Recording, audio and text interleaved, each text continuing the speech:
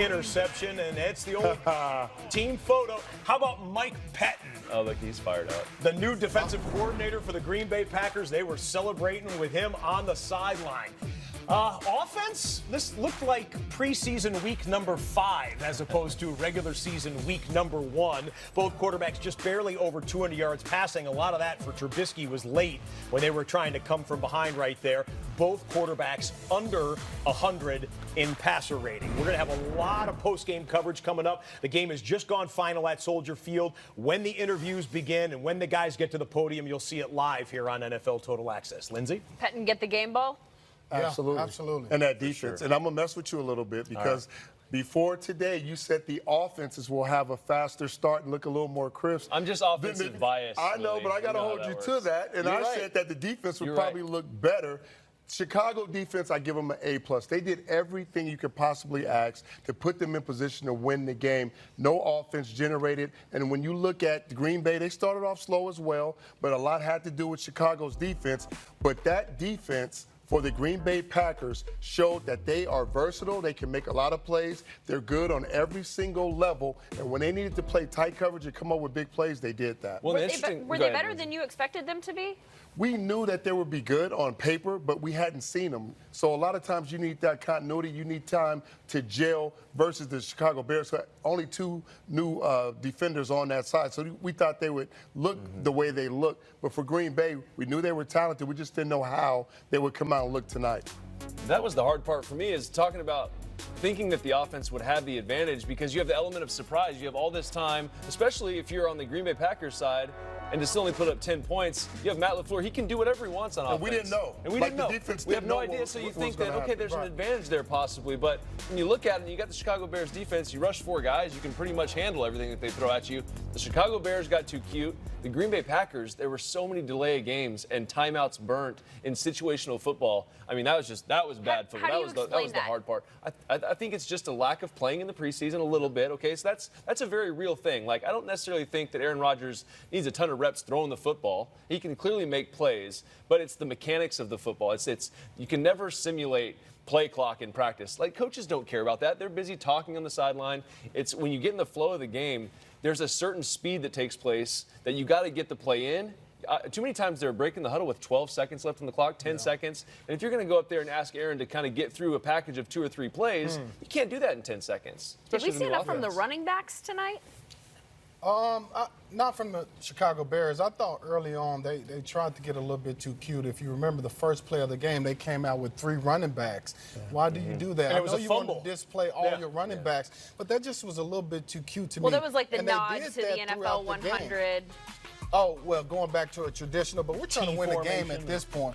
Congratulations, the NFL is 100. but we're trying to win the game. We got a game to win. But going back to Mike Pettin. Mike Pettin was my defensive coordinator with the Jets. And you know how they say styles make fights. I thought his style of defense tonight, what he did, bringing blitzes off the corners, I thought that really messed with the Chicago Bears offense and Mitchell Trubisky. He really never looked comfortable because Mike Pettin had the blitzes coming from different angles, different sides, the middle, the end. So, again, Patton did a great job of really confusing the Chicago Bears offense. When you look at this Chicago Bears offense, you would think, I think, that their strength is in the backfield. We heard so much about David Montgomery during training camp, and then they have Tariq Cohen. And he had a couple nice plays, Montgomery. Mike Davis. They bring in Mike Davis. Trubisky threw the ball 45 times. Running backs got 12 carries, and Tariq Cohen had none of them.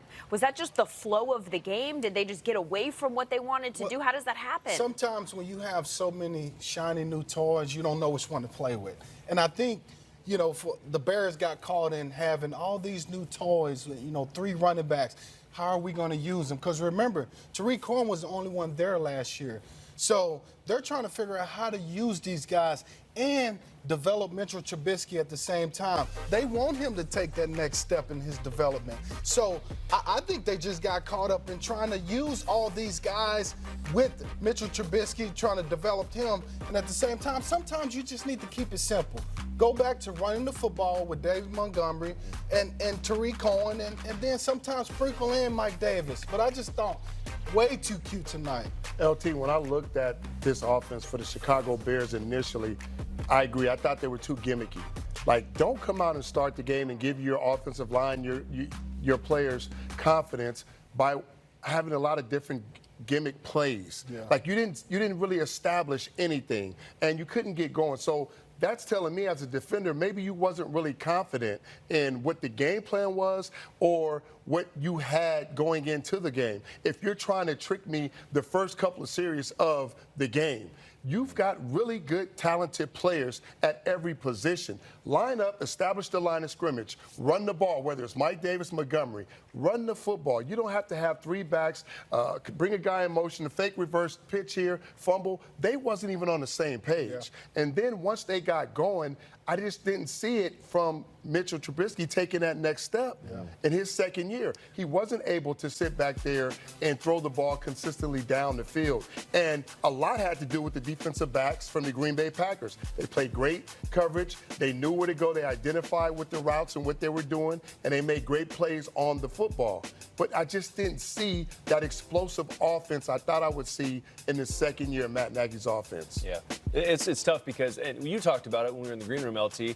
It's like the inside zone run was as simple as that was. It was effective for them, and no matter what back they had in there. But then they started gimmicking up 4th and 1, and you do the fake zone read, and you try and throw a flat route to your back or to your tight end who's covered like a blanket, and then Mitch doesn't really have anywhere to go with the football. It's very difficult to establish a rhythm at the offensive line position or offense in general if you're not really establishing some type of real run game. If you're just tricks and smoke screens, teams are just going to line up, play base, and watch you kind of do your tricks and then play real football against you. So don't make a play. Yeah, exactly. The first half of this game, well, really, ultimately, the whole game came down to one touchdown scored between the two teams, and that touchdown was by virtue of basically two big passes, starting with just the long, almost chuck and duck type pass into single coverage that Rodgers hit. Take us through the Marquez Valdez Scantling so what catch. it was, I mean, this was what we've kind of been talking about when you look at it from an offensive scheme standpoint. You had play action pass with some movement, and this is a la Rams. You watch the Los Angeles Rams play football, they do this, and this is how they set up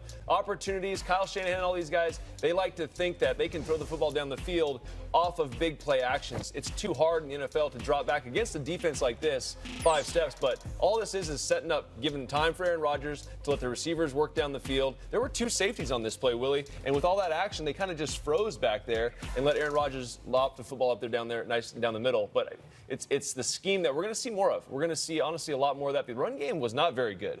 You talked about the run game for the Packers and how they're going to kind of try and get up the field and attack that zone run. And there were several times where there were 3 and 4 defensive linemen for the Bears in the backfield. So that really didn't let them establish that at all. They had to kind of just rely on Aaron Rodgers. Well, with that, though, I thought Matt LaFleur did a good job of staying patient with the run. And that set up a lot of the stuff that was successful for them later in the game, the play action stuff. You know, when they started to move the ball, that came off of play action passes. So I thought Matt LaFleur, he did a great job of just being patient. He knew early in the game the Bears were going to stop the run. They're really good up front, a really good defense. So sometimes you're not going to get 4 yards, 5 yards. The run is not going to break out.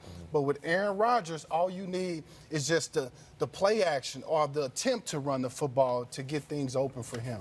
Marquez Valdez Scantling, the guy who got into the end zone tonight. No doubt we will see a lot of that for Devontae Adams, though, this season.